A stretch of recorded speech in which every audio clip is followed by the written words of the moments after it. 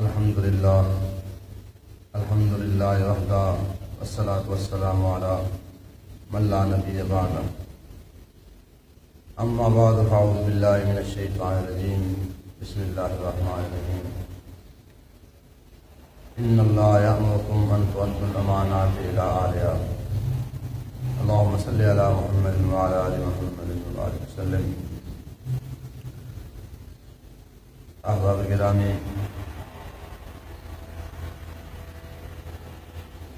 کچھ دوستوں کے کہنے پر مجھے ووٹ کے بارے میں شرعی حکم دوبارہ بیان کرنا پڑا۔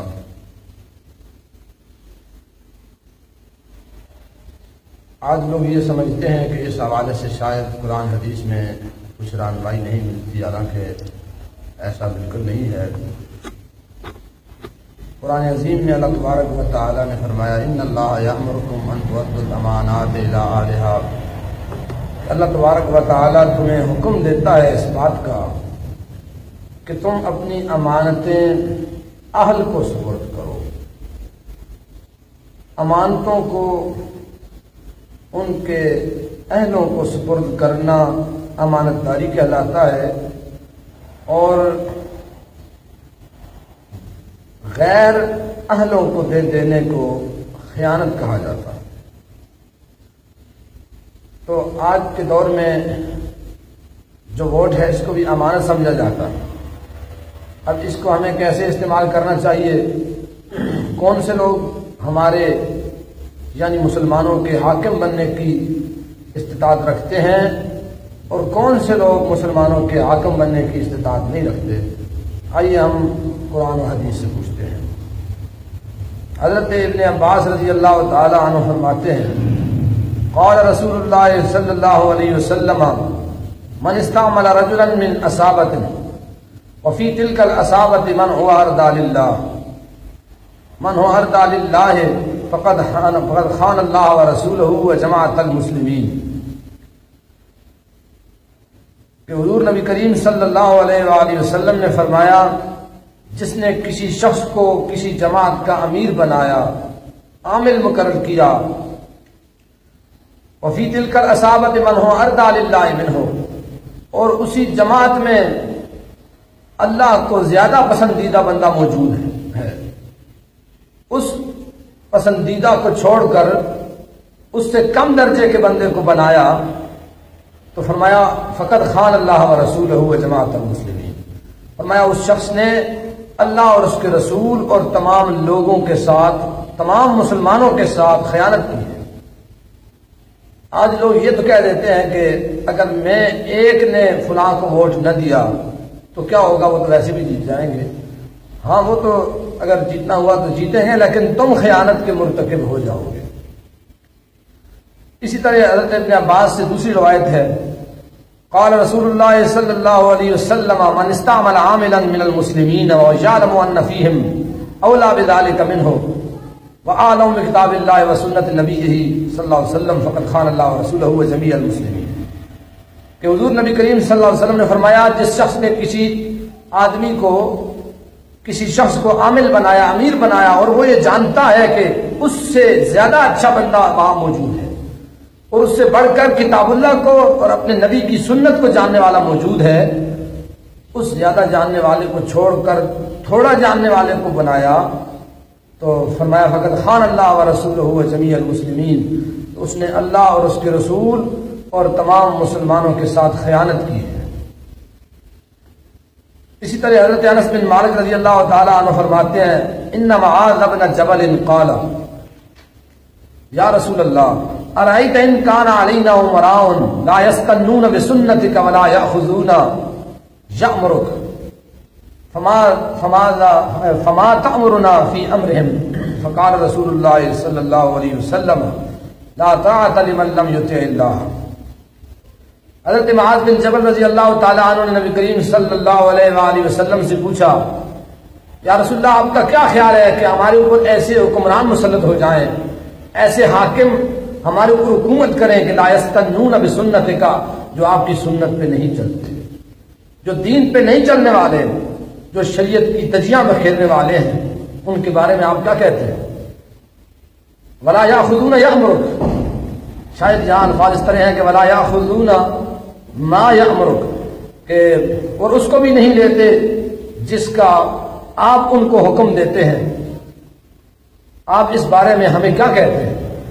تو نبی پاک صلی اللہ علیہ وآلہ وسلم نے فرمایا لا طاعۃ لمن لم یطع اللہ، اس کی کوئی اطاعت نہیں جو اللہ کی اطاعت نہیں کرتا۔ اور اللہ کی اطاعت ویسے ہی نہیں ہے کہ صرف اللہ کی اطاعت ہے، اللہ کی اطاعت، رسول اللہ کی اطاعت، یہ ایک ہی اطاعت ہے۔ قرآن میں ہے کہ من یطع الرسول فقد اطاع اللہ، جس نے رسول اللہ کی اطاعت کی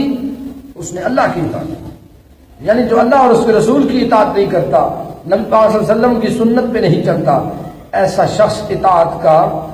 حقدار ہی نہیں بنتا کہ ایسے لوگوں کے پیچھے چلا جائے، ان کو اپنا امیر بنایا جائے، ان کو اپنا حاکم بنایا جائے۔ اور اسی طرح حضرت عبادہ بن صامت رضی اللہ تعالیٰ عنہ روایت کرتے ہیں قال رسول اللہ صلی اللہ علیہ وسلم سيكون امراء من بعدي يأمرونكم بما تعرفون ويعملون ما تنكرون فليس اولئك بأئمة۔ حضور نبی کریم صلی اللہ علیہ وآلہ وسلم نے فرمایا میرے بعد ان قریب امراء آئیں گے جو تمہیں بلائی کا حکم دیں گے، نیکی کا حکم دیں گے، اور یأمرونکم بما تعرفون، تمہیں بلائی کا حکم دیں گے، ویعملون ما تنکرون، اور خود برائیاں کریں گے، خود برے کام کریں گے، زنا، بدکاریاں اور ہر قسم کی برائیاں ان کے اندر ہوں گی۔ فرمایا فلیس اولئک بأئمۃ، فرمایا ایسے لوگ تمہارے امام نہیں، تمہارے امیر نہیں ہیں، تمہارے حاکم نہیں ہیں۔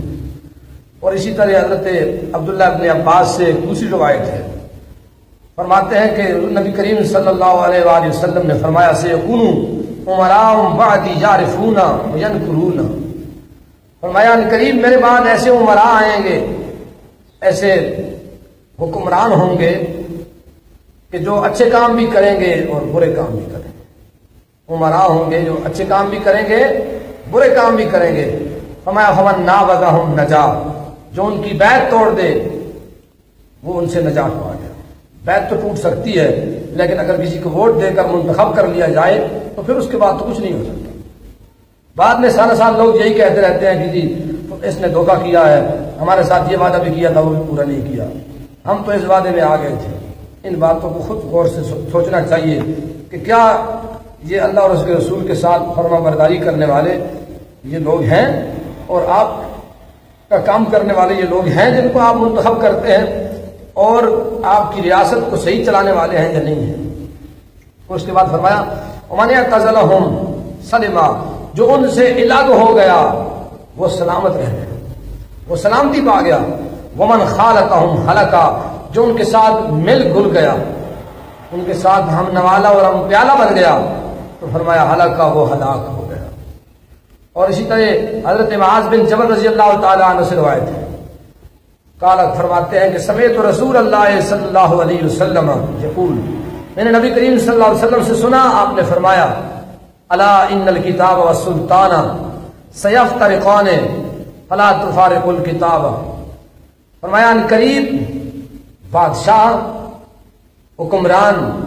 اور اللہ کی کتاب دونوں جدا ہو جائیں گے۔ فرمایا تم کتاب کو نہ چھوڑنا، الا خبردار، انہ سیکون علیکم امراء، فرمایا ان قریب تمہارے اوپر ایسے امراء آئیں گے، حاکم مسلط ہوں گے، یقضون لانفسہم ما لا یقضون لکم، وہ اپنے لیے ایسے فیصلے کریں گے جو تمہارے لیے نہیں کریں گے۔ وہ چاہیں گے کہ ملک کے سارے منافع، سارے فوائد ہمیں حاصل ہونے چاہیے، تمہیں کچھ نہ ہو، تم یہاں تک کہ ہمارے غلام بن کے رہ جاؤ، ان کی مرضی یہ ہوگی۔ فرمایا فَإِذَا عَصَيْتُمُوهُمْ قَتَلُوكُمْ، اگر تم ان کی نافرمانی کرو گے تو وہ تمہیں قتل کر دیں گے۔ اور آج یہ سب کچھ ہو رہا ہے۔ حضور نبی کریم صلی اللہ علیہ وسلم نے 1400 سال پہلے یہ باتیں بتائی تھیں، آج یہ سب کچھ ہو رہا ہے۔ فرمایا وَإِنْ أَطَعْتُمُوهُمْ أَضَلُّوكُمْ، اگر تم ان کی اطاعت کرو گے تو وہ تمہیں گمراہ کر دیں گے۔ یہ خود گمراہ ہے، گمراہ دوسرے کو گمراہی کرتا۔ قالوا یا رسول اللہ، صحابہ نے عرض کیا یا رسول اللہ کیف نصنع، عرض کیا رسول اللہ ہم پھر کیا کریں، جب ایسے لوگ ہمارے اوپر حاکم بن جائیں تو پھر ہم کیا کریں؟ قال، فرمایا کما صنع اصحاب عیسی ابن مریم، تم اس طرح کرنا جس طرح عیسیٰ علیہ السلام کے اصحاب نے کیا تھا۔ فرمایا نشروا بالمناشیر، ان کو آروں سے چیرا گیا، وحملوا علی الخشب، ان کو سولی پہ چڑھایا گیا، انہوں نے یہ سب کچھ برداشت کیا لیکن اللہ کی نافرمانی کو برداشت نہیں۔ فرمایا والموت فی طاعت اللہ خیر من حیات فی معصیت اللہ، فرمایا اللہ کی اطاعت میں مر جانا اللہ کی معصیت میں، نافرمانی میں زندہ رہنے سے بہتر ہے۔ حضور نبی کریم صلی اللہ علیہ وسلم نے امت کو کیسی تعلیم فرمائی کہ اللہ مرنا تو ویسے بھی ہے، اور اللہ کی اطاعت میں اگر مر جائے انسان تو معصیت میں زندگی گزارنے سے یہ بہتر ہے۔ اور ہمارے پاس سب سے بڑا حضرت امام حسین کا جو کردار ہے وہ دلیل ہے کہ اگر یزید اس قابل اور لائق ہوتا کہ اس کو حاکم تسلیم کیا جائے تو امام صاحب کبھی انکار نہ فرماتے۔ ان کا انکار ہمارے لیے یہ کھلی دلیل ہے، اور ان حدیث مبارکہ کے پیش نظر یہ بات ثابت ہوتی ہے کہ ایسے لوگ حکمران ہونے چاہیے جو اللہ اور اس کے رسول کے دین پہ چلنے والے ہوں۔ اگر ایسے لوگ نہ ہوں تو یہ کتاب حادثہ کربلا کا پس منظر، اس میں یہ بیان کیا گیا کہ جب خلیفہ یعنی حاکم، خلیفہ تو ایسا شخص ہوتا ہی نہیں، حاکم دین کے خلاف کام کرنے والا ہو تو لوگوں کو خروج واجب ہوتا ہے، لوگ اس کو حاکم تسلیم نہ کریں ان کے لیے یہ واجب ہوتا ہے۔ تو ان حدیث مبارکہ کی روشنی میں یہ بات واضح ہوتی ہے کہ اگر کوئی شخص آپ کسی کو اہل نہیں سمجھتے کہ یہ اس چیز کا اہل نہیں ہے تو آپ اس کو منتخب نہ کریں، ووٹ نہ دیں، یہ آپ کا حق بنتا ہے۔ حدیث مبارکہ میں آتا ہے کہ برائی کو جو ہے 3 طریقوں سے رد کیا جاتا ہے، اس کو ختم کیا جاتا ہے، اس کے ساتھ مقابلہ کیا جاتا ہے۔ پہلے یہ کہ انسان کے پاس اگر طاقت ہو تو ہاتھ سے روکے، دوسرا زبان سے روکے، تیسرا دل سے برا جانے۔ اگر ہمارے اندر یہ تینوں جو ہے شعبے نہیں پائے جاتے، یعنی تینوں طریقے ہمارے اندر نہیں پائے جاتے تو پھر ہمارا ایمان بہت زیادہ کمزور ہے۔ اللہ رب العزت ہماری رہنمائی فرمائے اور ہمارے حال پہ رحم فرمائے۔ وآخر دعوانا الحمدللہ رب العالمین۔